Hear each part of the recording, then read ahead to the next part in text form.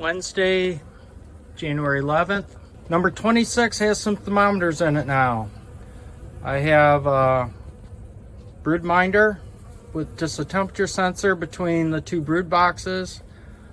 Another one between the inner cover and the top brood box. And then there's a thermometer underneath the lid. I would open the lid, but I'm sure it's full of bees. These bees have been up against the lid all winter. We're going to see what goes on. I also put a hive scale on them today. We're going to see how much honey they eat. This hive 26. The bees have been up on the inner cover. I fed them a little bit up here, but I know they're clustered way up here on top. I want to see how much honey they're eating a week. I know this hive is heavy. It has honey.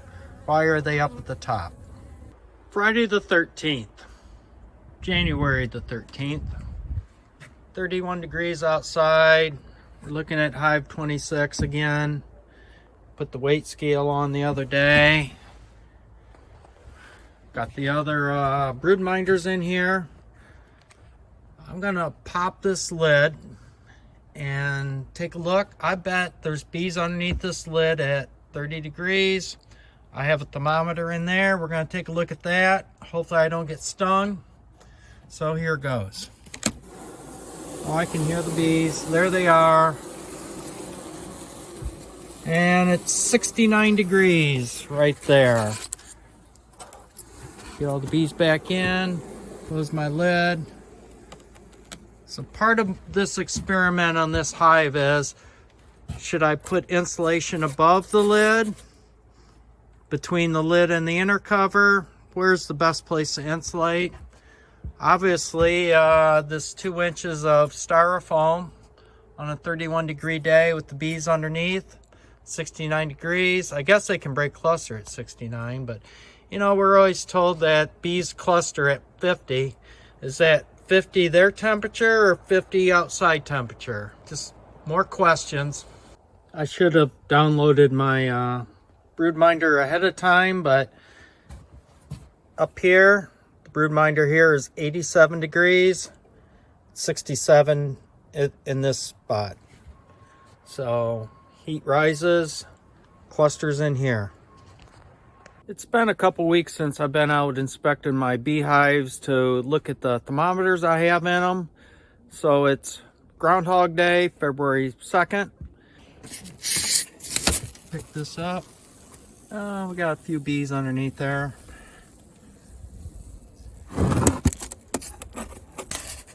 It's 35. Inside the inner cover with some insulation on, you can see the bees right there. This is the hive that has, according to the hive scale, somewhere around 100 pounds of honey on it, but they want to be clustered up here on top. We'll download the brood minders and see what the rest of the temperatures are. It's about 20 degrees outside this morning.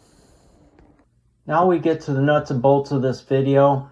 I'm going to have 3 slides on here. 2 are temperature sensors, and then the last one will be a weight scale. Every vertical line is a day, so the little dotted lines running up and down are days. The big dotted lines are Sundays, so you can tell where each day is. You can tell this is the temperature sensor from below the main brood box. So it was like underneath the cluster. You can see it was anywhere from a little over 75 degrees down into the lower 20s, below 25 a couple times. So the bees are bouncing that temperature around. This is my first year playing with these brood minders, so I don't know exactly what everything means. Temperature's up and down a lot. This next sensor is above the brood box, underneath that inner cover where I pointed out. You can see on this, the temperature was above 80 several times, but it does bounce around. As we get to February 13th, the temperature seems to be gyrating a little more, but it is getting warmer. So I wouldn't be surprised if there was some brood in this box, actually. And this final chart is the scale, weight scale. Underneath the hive is the black line on top. The green line on the bottom is the outside temperature. You can see the temperature didn't vary much early in the month. The end, we're up and down quite a bit. And the hive did not gain weight. I'll tell you what happened on the 18th. I took a lid off a stack of empty supers that needed some frame inserts put in and put it on that lid accidentally. It gained about 3 pounds there. On the 25th of January, we had a heavy wet snow, and that's where it gained weight again. You can see up to about the end of the 30th of January, the snow melted. And then on February 3rd, I took that lid back off. The beginning of the month, the hive weighed 108 pounds. 30 days later, it weighs 102 pounds. So the bees in this hive, insulated on the 3 sides and insulation on the top, all 2-inch foam, only lost 6 pounds in 30 days. So I'm not wanting to pick a fight here, but my insulated hive is not burning through honey and sugar.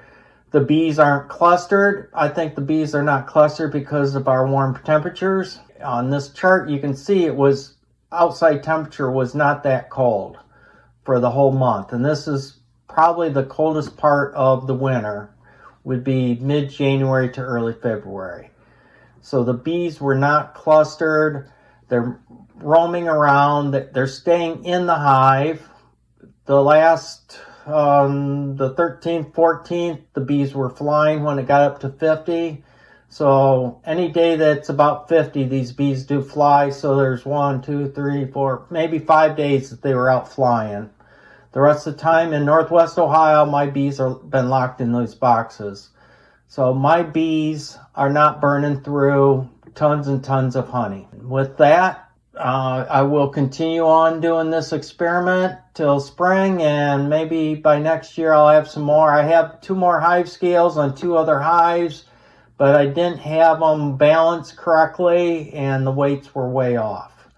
But again, the weight wasn't right, but they're not burning through no honey. Thank you, and subscribe to Myers Honey and Homestead and like us, and hopefully we all can learn something from these videos.